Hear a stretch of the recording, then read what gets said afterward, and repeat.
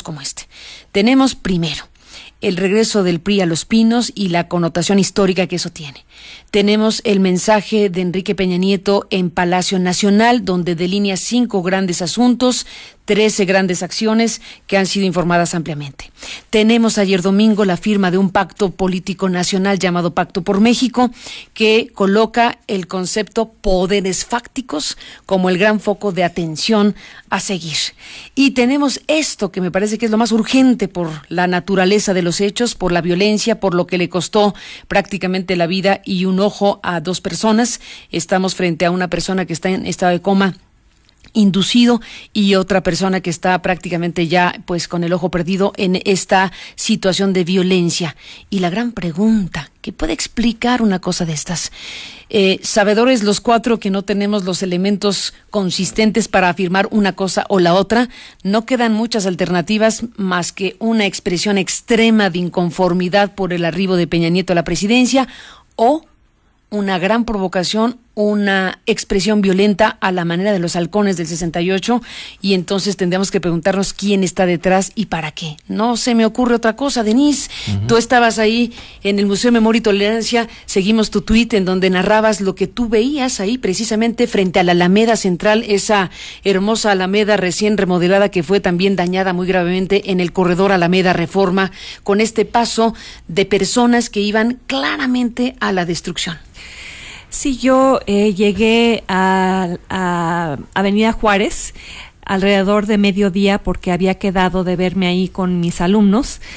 Hacemos esto cada par de semanas, vamos a algún museo y después a comer como parte de mi esfuerzo de que salgan del salón, que se den cuenta del país en el que viven, que salgan del corredor en el cual se mueven, salgan de su zona de confort. Y lo primero que vimos fue una manifestación pacífica de personas que iban rumbo al Ángel, a la congregación en contra de Enrique Peña Nieto. Había incluso familias, o sea, marchando pacíficamente y de manera, yo diría, seria, solemne. No era una marcha feliz con algarabía, era una marcha, yo creo que de muchos con el ánimo cabizbajo, porque iban precisamente a protestar el regreso del PRI. Y de pronto empezaron a escucharse a la distancia petardos, se veían que se aventaban bombas molotov y empezaron a llegar cientos de granaderos en fila y empezaron a caminar en rumbo hacia la manifestación, pero parecía haber un grupo distinto del de los manifestantes que iba empujando a la gente hacia adelante. Venían ya vestidos de una manera muy particular, no como el resto de los manifestantes, sino con máscaras de gas, con paliacates, con pasamontañas, vestidos de negro, con guantes, como preparados para una acción violenta, y veíamos correr a la gente desesperadamente, a los que venían a participar en la manifestación, que no sabían exactamente qué estaba ocurriendo detrás de ellos en la retaguardia y no entendían el porqué de la presencia de los granaderos. Mis alumnos y yo nos refugiamos en el Museo de Memoria y Tolerancia y vimos lo que ocurría desde la terraza del museo, y gran ironía de contemplar estos sucesos desde un museo dedicado precisamente a la memoria y la tolerancia. La memoria y la tolerancia. Y desde ahí vimos cómo empezó el vandalismo, pero parecía parte de una acción concertada, deliberada, con el objetivo de producir la mayor violencia posible, y que mucha gente acabó inmersa en una situación para la cual no había previsión ni orquestación. Simplemente quedó atrapada en la melee que se produjo entre los granaderos y grupos pequeños que iban con la actitud deliberada de causar la mayor cantidad de daño posible. Y los que iban caminando por razones de expresión pacífica de una protesta legítima, pues quedaron envueltos en eso. Y de hecho, sobre todo Avenida Juárez estaban los bordados. No sé si ustedes conozcan este esfuerzo de parte de un grupo que ha empezado a bordar como pequeños paños de tela con una descripción, cada uno de cada persona que ha muerto debido a la violencia del narcotráfico. Habían colgado los pañuelos por toda Avenida Juárez, y de hecho era hermoso, hermoso y doloroso contemplarlos, hermoso por el esfuerzo, doloroso por lo que simbolizaba. Cuando empezó la violencia, hubieran visto ustedes a las mujeres quitando desesperadamente los pañuelos y corriendo hacia el interior de la explanada de la Secretaría de Relaciones Exteriores, preocupadas porque sus pañuelos fueran a ser destrozados por estos grupos que nadie conocía, que no formaban parte del movimiento Yo Soy 132, que no formaban parte del grupo de estudiantes y de incluso familias, insisto, había muchachos, chavos, gente joven, caminando pacíficamente con pancartas rumbo al Ángel. Ahí está la propia narración que hacen los jóvenes del Yo Soy 132 que manifestaron su postura ya muy claramente. Ellos han identificado y han dado su testimonio de individuos con pantalón caqui, playera negra y un guante negro, lo que nos recuerda cosas terribles, ¿no? Al final de cuentas hay imágenes como lo que dices, Denise, en tu narración. El Universal, por ejemplo, publica el domingo una fotografía que es una fotografía muy clara de qué tipo de cosas pudieron estar detrás del asunto. Un individuo con máscara de gas y dice vestido para vandalizar, porque ciertamente quien manifestó su opinión crítica al arribo del PRI a la presidencia o a Peña Nieto, etcétera, etcétera, con las características pacíficas de los que se manifestaban en las calles, desde luego no iban con estas características vestidos para vandalizar. Lorenzo Meyer, ¿qué pasa por tu cabeza ya que seguimos juntos, igual que decíamos este fin de semana tan particular? Este fin de semana que empezó, ¿recuerdas, Carmen? Íbamos llegando a la cámara Lázaro, cuando con Jorge Alcocer, sí, ya se veían que él iba por su parte y nosotros por la nuestra, los efectos de las bombas Molotov y del gas. Vimos a lo lejos las llamas. Y hasta quizá lo olimos un poco. ¿Te acuerdas que dije, qué raro huele, no? Pues debe haber sido el gas, que no nos alcanzó a afectar a nosotros, pero sí a la colega directora de noticias de Radiorama que venía caminando con el efecto de los gases lacrimógenos, Ana Rosa Palma, que nos prestó su testimonio y su video también, y así empezamos la narración en ese programa, pues especial por muchas razones, Lorenzo. Yo voy a los efectos y luego a las causas. El efecto de estas manifestaciones violentas, ¿a quién favorece y a quién perjudica? Creo que sería una buena manera, no es la única, pero una buena manera de empezar.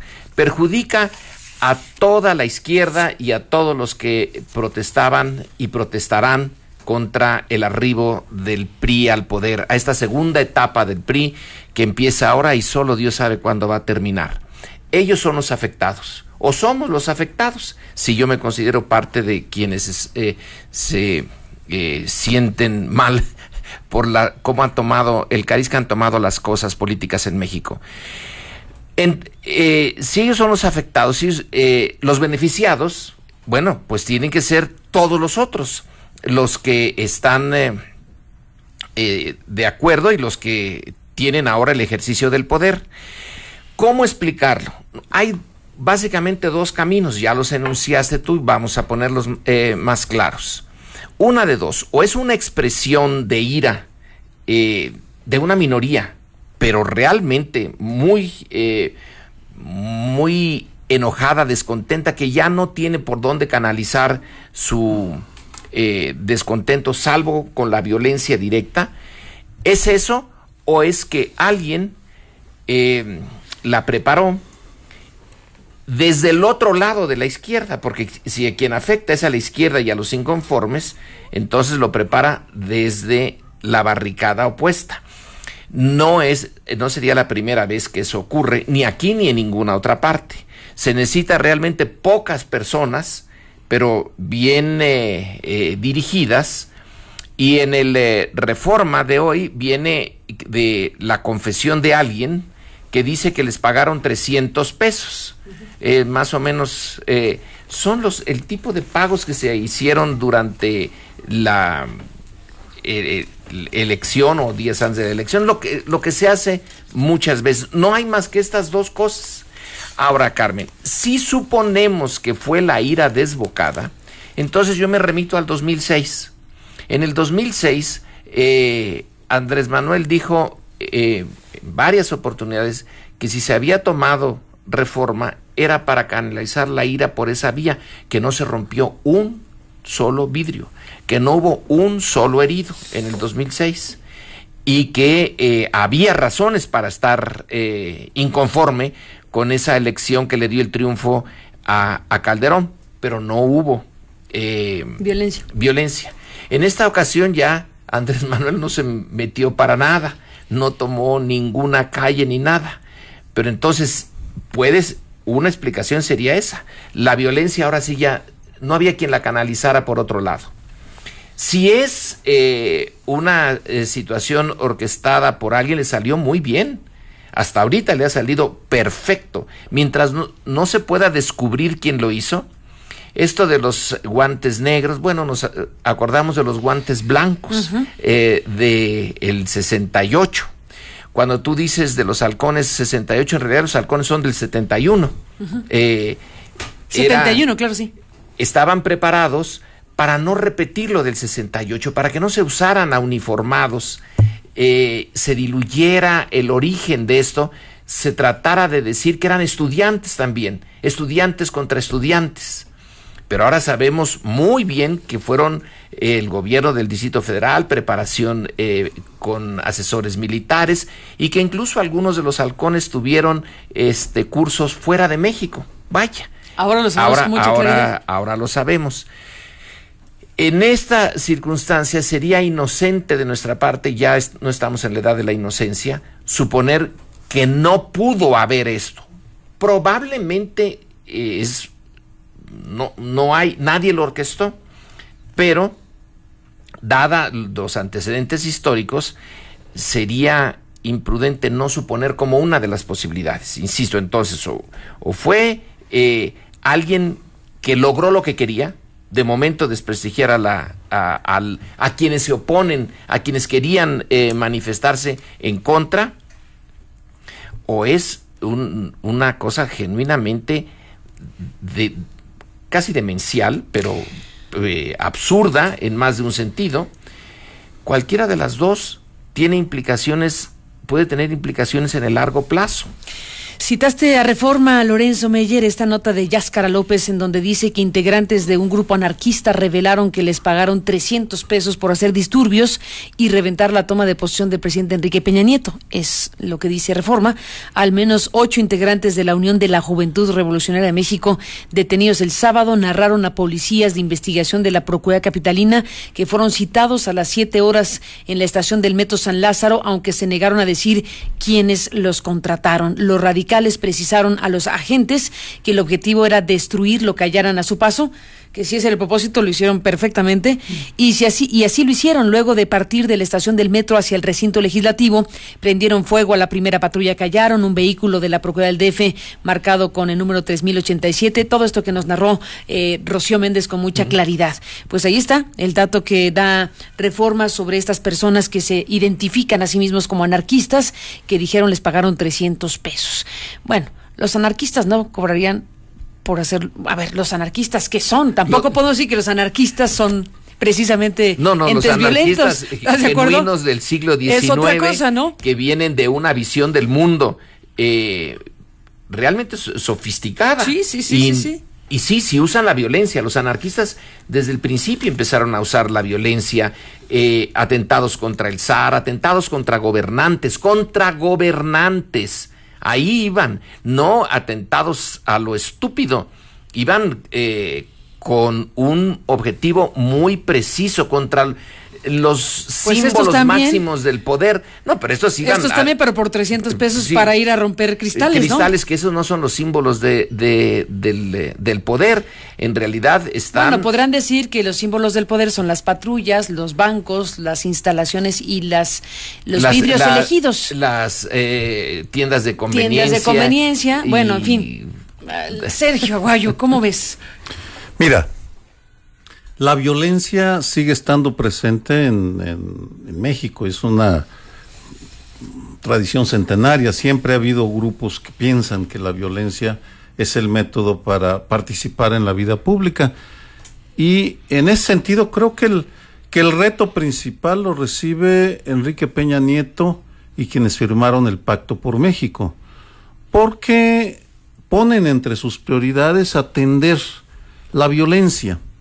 Y en este sentido, lo que estamos viendo es el recurso de la violencia en un ámbito político. Y mencionabas correctamente el 68 y el 71, porque ahí tenemos ejemplos en el cual la violencia se usa de manera indiscriminada. Es una violencia terrorista contra la masa, contra la multitud.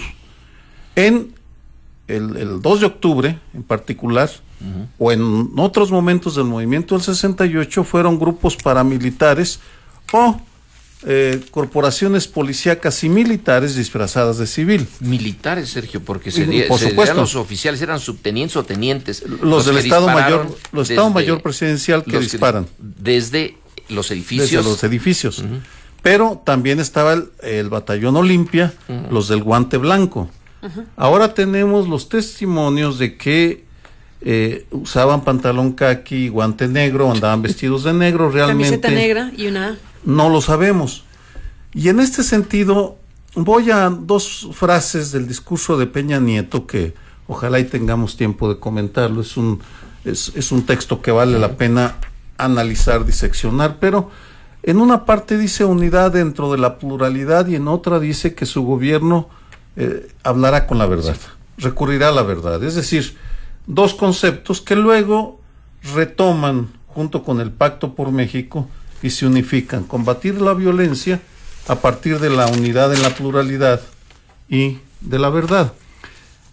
En este sentido, creo que antes de que venga la condena fácil o los juicios sumarios, se nos informe con la rapidez que el caso amerita exactamente quiénes eran, por ejemplo, los civiles que estaban junto a la Policía Federal en San Lázaro.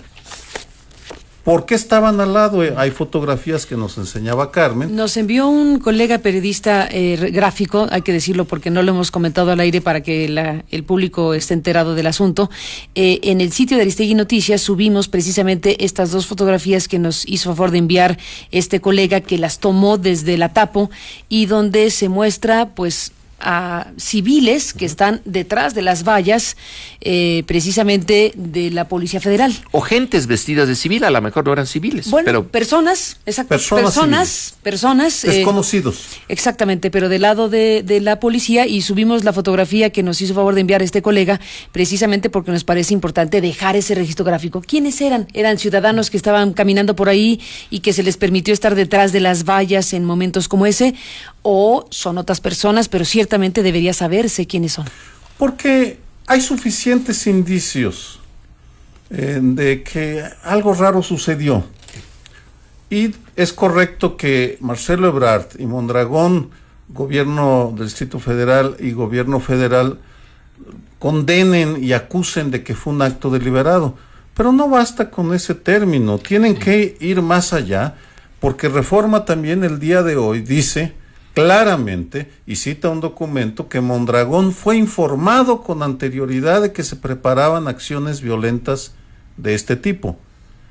Por tanto, no se trata de acusar a nadie, simplemente de mencionar la importancia de aclarar, porque es un momento muy crucial, muy crucial porque se convoca a las fuerzas políticas, sociales, a la intelectualidad, a la unidad en torno a un programa de reformas. Vamos, ya lo discutiremos si hay tiempo, y si no, tenemos bastante más tiempo en los próximos días para discutir ese llamado. ¿Qué tanto se debe seguir? ¿Qué tanto se puede confiar en ellos? ¿Se puede o no? ¿O se tiene que desconfiar por método? Pero por lo pronto el alto contraste, un llamado al pacto nacional y por otro lado la violencia. Claro, se tiene que esclarecer precisamente para diluir lo jabonoso de la violencia, porque si no... ¿cuáles son preguntaba Lorenzo, quiénes son los perjudicados? Para empezar, el movimiento 132, al cual, como en el 68, se le quiere colgar el San Benito de violentos, revoltosos, vándalos que no respetan las instituciones. Se deslindaron ellos, hay que decirlo con toda claridad en ese momento, ya muy asustados todos, ¿no? Pero otra víctima inmediata es la posibilidad de realizar acciones directas pacíficas. Vamos, y voy a mencionar 2 ejemplos que me parecen bien reveladores de esta semana. La ocupación de la Estela de Luz o del Palacio de Bellas Artes por el Movimiento por la Paz con Justicia y Dignidad para protestar pacíficamente por la indudable indiferencia del gobierno de Felipe Calderón ante las víctimas de la violencia. Segundo lugar, otro ejemplo de acción directa que en su momento me pareció correcto y me sigue pareciendo correcto, la decisión de vecinos de San Lázaro, apoyados por diputados, de tumbar algunas vallas para demostrar su inconformidad con ese bloqueo absurdo una semana antes. Que hicieron una semana antes. Ahí estamos ante acciones directas que califican como actos de resistencia pacífica porque ni agreden a una sola persona ni violentan la propiedad privada. Tumbaron unas vallas, punto. Ocuparon la Estela de Luz, lo volverán a hacer seguramente.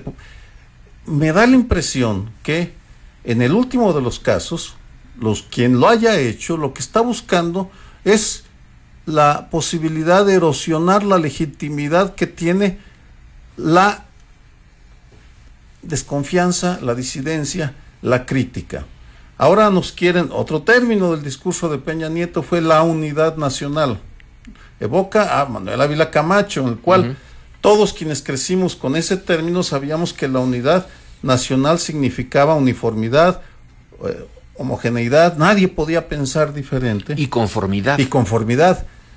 Pues no, tenemos que repudiar, y lo hago personalmente, estos actos de vandalismo irracional que afectan, que provocan violencia contra personas civiles ajenas y que protestan legítimamente de la posibilidad de protestar pacíficamente en contra de lo que se considera incorrecto. Pero si esos, dice Sergio, que a esos, ¿a quiénes perjudican y a quiénes beneficia esto? Pues ahí están las preguntas. Pues las mira, preguntas obligadas, ¿no? Beneficia, por un lado, a quienes, te diría, desde los poderes fácticos que se ven amenazados, estoy especulando solamente a bote pronto, a quienes ven con enorme recelo a quienes protestan a la izquierda, a los resentidos por el movimiento, es decir, priistas ultramontanos, que resentidos con el movimiento 132 que les aguó una parte de la fiesta en mayo, etcétera. La lista podemos, hasta izquierdistas resentidos, la lista es infinita. Todos son de entrada presuntos culpables, me refiero o no todos, un buen número de actores son presuntos responsables de alentar el vandalismo. Por eso es indispensable que se unan las instituciones de la República para esclarecer todos y cada uno de las dudas. ¿Quiénes eran los que estaban en la foto? ¿Quiénes los de pantalón caqui? ¿Por qué les pagaron? ¿Quiénes pagaron los 300 pesos? Etcétera, etcétera. Déjenme regresar después de la pausa.